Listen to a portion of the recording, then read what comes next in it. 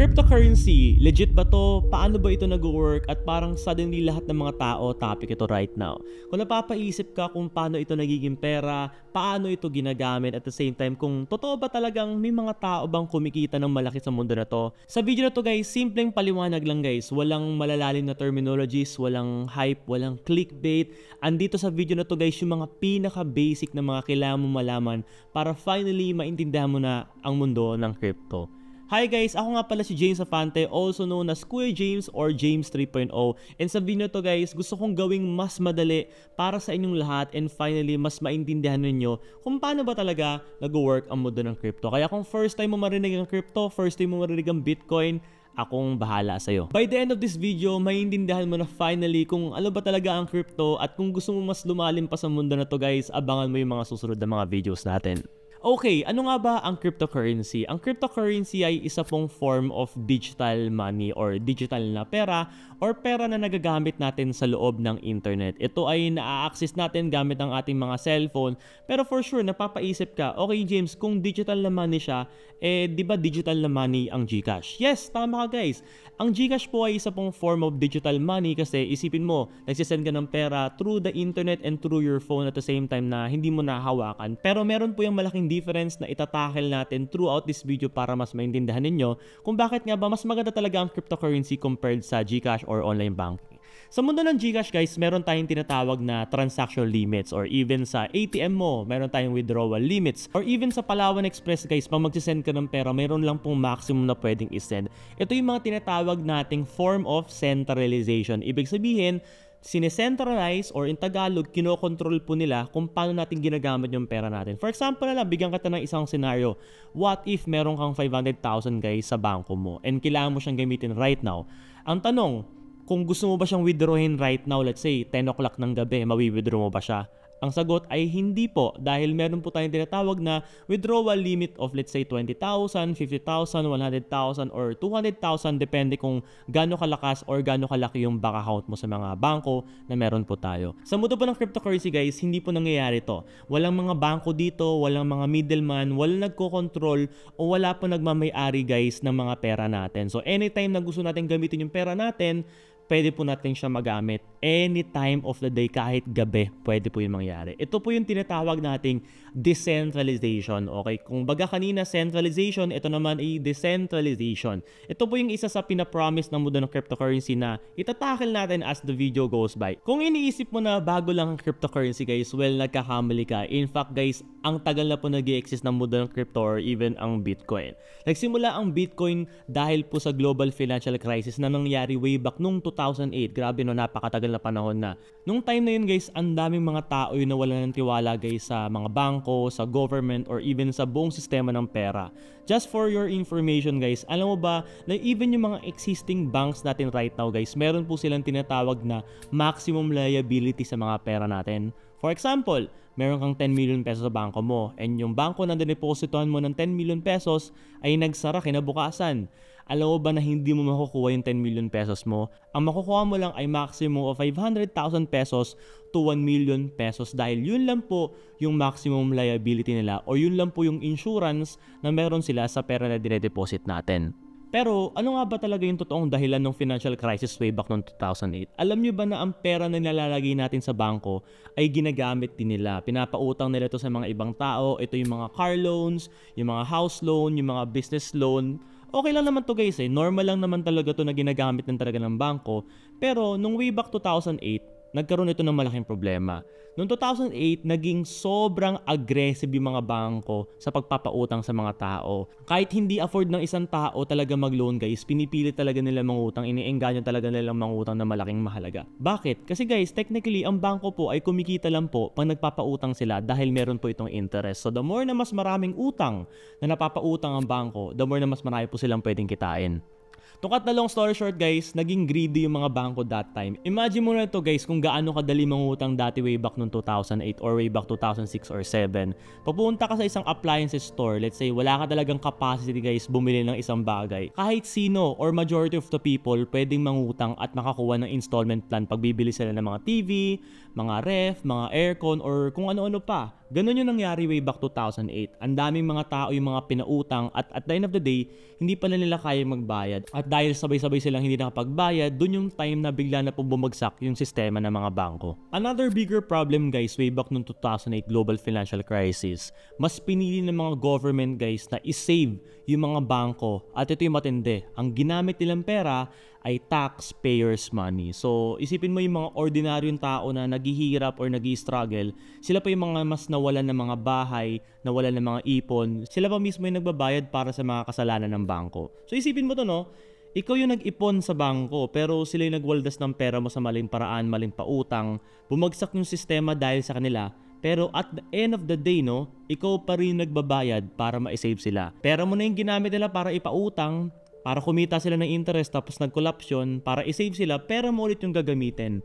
And ito yung pinakamalaking problema ng centralization ng mga bangko at ng gobyerno. Dahil dito, nagsimulang magtanong yung mga tao that time, bakit nga ba ang mga bangko at ang mga gobyerno ang may hawak ng pera natin? Paano kung merong ibang paraan? Dito na po pumapasok si Satoshi Nakamoto. Now, gusto ko guys maalala nyo at matandaan nyo guys yung pangalan na to, Satoshi Nakamoto, dahil siya po ang nagsimula ng revolution at ng mundo na to. Ang goal niya guys, simple lang, gumawa ng pera na hindi po kontrolado ng kahit anong institution, kahit sinong gobyerno at kahit sinong bangko. Kaya na-imbento ang Bitcoin. Ang Bitcoin ay isang decentralized na currency or pera na hawak mo mismo, hindi ng kahit sinong central authority. Kaya ito naging simbolo also ng financial independence at decentralization. Yun po ang cryptocurrency. Crypto is not just a form of money or new money. It's actually a financial revolution. Okay, gets na digital money ang crypto. So walang mga bangkong involved dito. Pero paano ba talaga natin ito magagamit sa totoong buhay? So ganito siya nag-work guys. So isipin mo meron kang gustong ipadalang pera sa ibang bansa.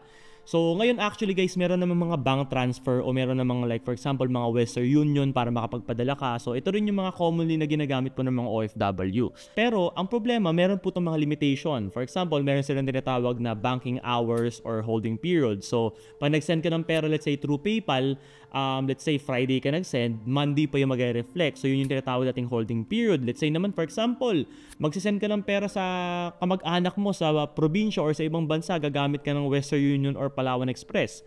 Paano kung magpapadala ka ng 10 PM or 9 PM? Sarado na sila. So hindi ka rin makakapagpadala ng pera sa kanila. So ito yung mga problema actually na nag-exist sa mundo na to. Meron din tayong tinatawag na currency conversion fees. So ibig sabihin, ang halaga ng pera mo ay nagbabago depende sa exchange rate. So for example, let's say magpapadala ka ng dollar or ng yen or ng ringgit or kung ano mang currency, depende sa bansa na yon. Yung merchant na pinapadala mo, for example si Western Union, kikita yun guys dun sa exchange rate, sa palitan ng peso at ng dollar mo, tas kikita pa siya sa transaction fees, tas magbabayad ka pa ng tax. So imagine mo yun guys, tatlo yung binabayaran mo para sa one single transaction. So sa mundo ng crypto guys, walang mga ganun, sobrang simple lang.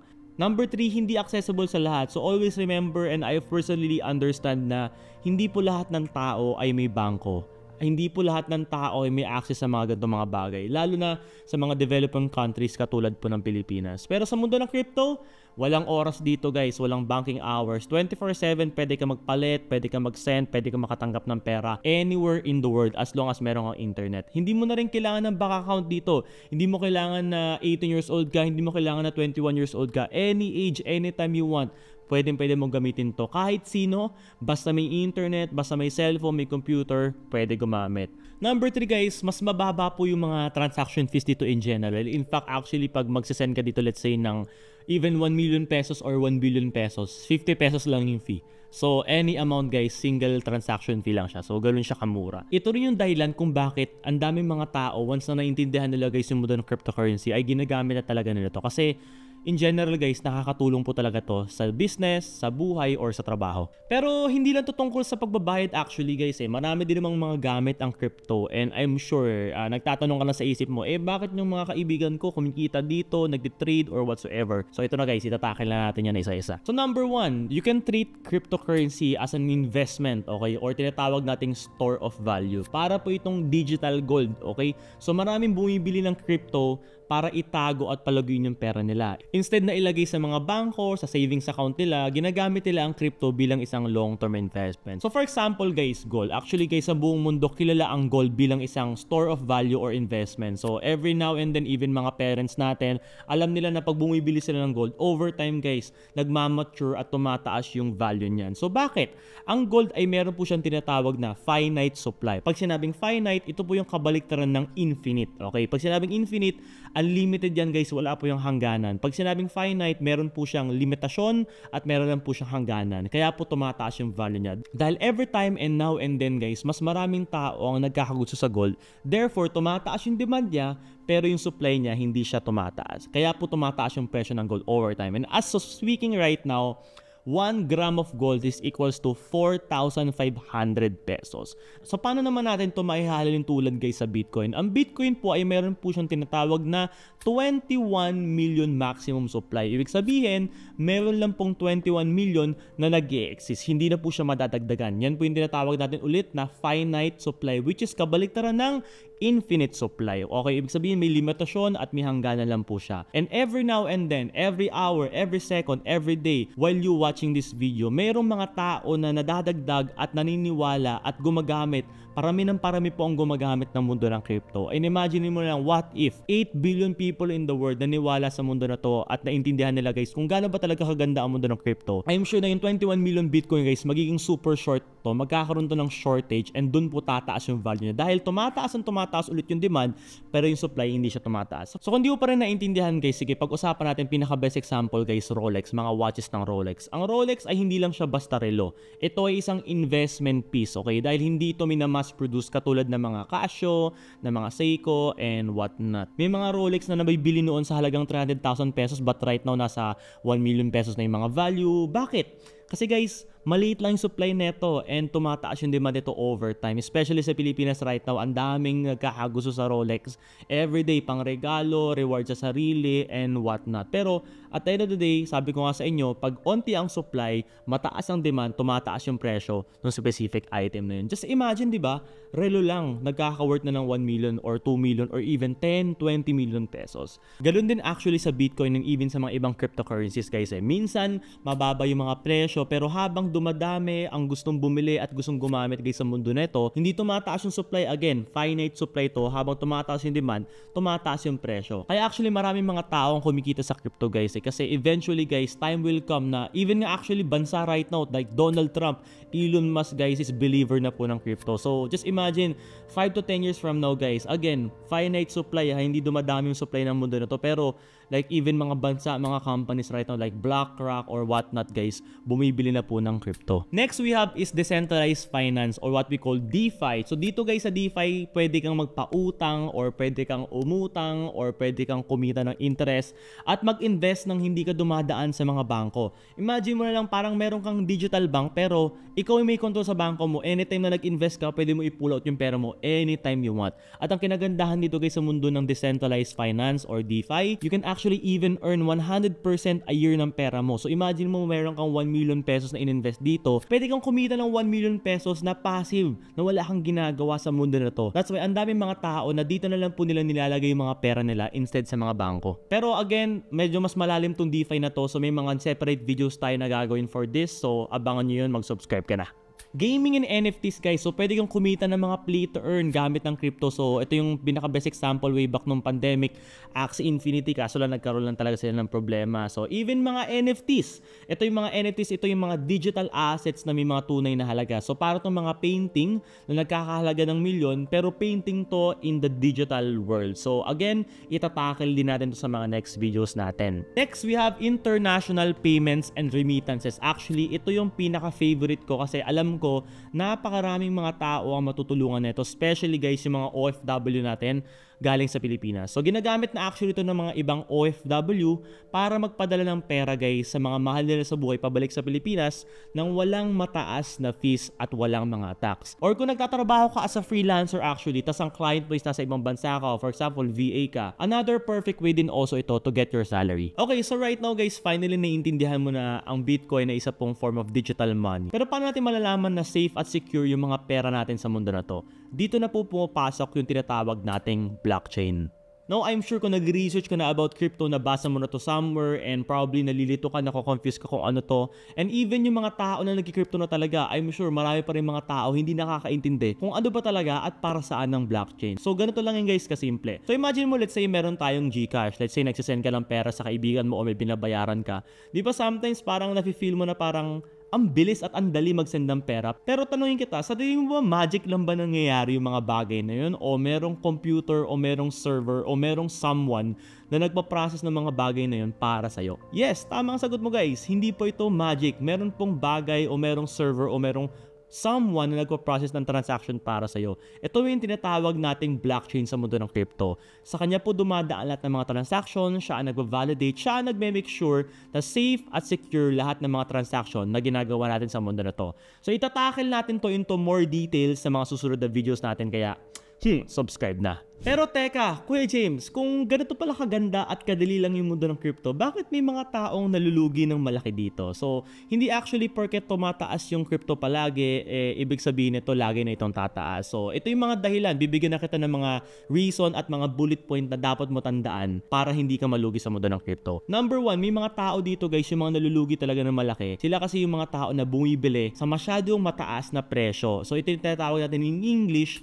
buying at the peak. Imagine mo, bumili ka ng limited edition na shoes na sobrang mahal at hype na, pero natapos yung ilang buwan, bumaba rin yung presyo, no? Nasawar yung mga tao na wala rin po yung demand. So, ganun din sa crypto. Kapag bumili ka ng mataas na presyo, eventually guys, babagsak din po yan, magko-correct din po yan at dun ka po malulugi. So, I'll tackle more of this one also on the next videos, kaya abangan nyo yung mga susunod na video ko. Number 2, yung mga panic sellers, yung mga nagpapanik, biglang pag bumaba lang yung presyo saglit, binibenta na agad nila kahit may talo sila. Kapag bumababa ang presyo guys sa mundo ng crypto guys, maraming mga natatakot, maraming napapraning, maraming mga nagpapanik sell, okay? Kaya po sila nalulugi. So, madalas yung mga long-term investors guys, hindi yan natatakot kasi alam talaga nila guys kung saan nila pinasok yung pera nila. And over time guys, as you can see, even Bitcoin guys, tumataas bumababa yan eh. Pero for the past, let's say, 10 years or since 2008, as you can see, zoom out natin over time, pataas lang po ng pataas yung value ng Bitcoin. So kung long-term investor ka guys, hindi mo kailangan matakot. Pero kung daily trader yung gusto mo talaga mangyari yung peg mo, marami tayong mga videos also na itatakil para ituro ko yung mga skill na yan. Number 3, sumasali sa mga scam at mga fake groups. So maraming mga bagong crypto projects every now and then guys, and hindi natin minsan malalaman kung scam ba talaga sila or legit pa talaga sila. So yung iba, tinatawag na rug pull scam. Okay, dyan po pumapasok yung word na rug pull. Rug pull po ibig sabihin basically scam. So para hindi ka na malito. Ito yung mga project, ito yung mga cryptocurrency na bigla na lang nawawala yung value at yung mga developers and tinatakbo nila yung mga pera. Kaya mahalaga guys, ang Dior. Okay, ito po yung tinatawag nating do your own research. So every time na mababasa mo to sa mundo ng cryptocurrency, pag sinabi to, gawin mo. Okay, mag-research ka, pag-aralan mo mabuti. But again, marami tayong mga videos na gagawin para mas lumalim sa mundo na to and para maturo ko guys kung paano ba talaga mag-Dior at paano natin malalaman guys kung legit at hindi rug pull, hindi scam yung project.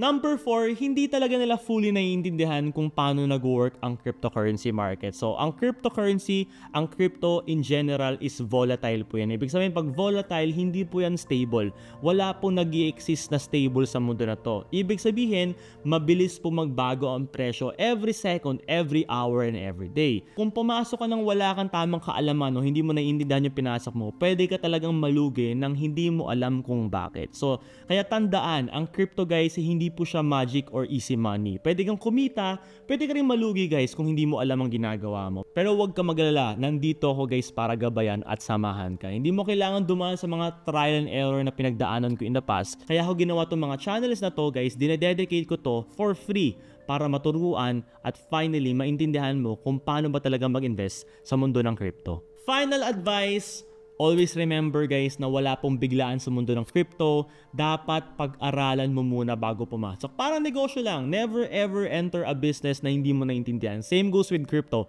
Never ever buy a certain Bitcoin or a certain Ethereum, Dogecoin or Kiki or whatsoever na cryptocurrencies out there na hindi mo talaga naiintindihan kung para saan yun. Again, marami tayong mga videos na i-upload after this video na para mas maintindihan talaga ninyo at mas ma-develop ninyo yung skill ninyo sa mundo nito.